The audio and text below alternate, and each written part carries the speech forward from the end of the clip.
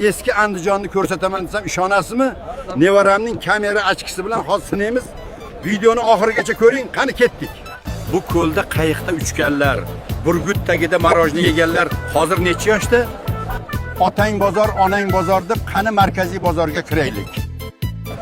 Buni qaranglar, nonlar 200 so'mdan ekan. Buni ko'ringlar, bu nima mol go'shti 4000 so'm ekan. Namuncha qimmat bu. Qaranglar, Leninskiy ko'cha qanday ko'rinishda bo'lgan, salqinligini qarang.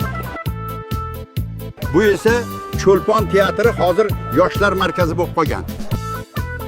Mana bu temir yo'l vokzalimizning eski ko'rinishi. Aeroport tanidinglarmi? U ham hozir ancha o'zgarib ketgan.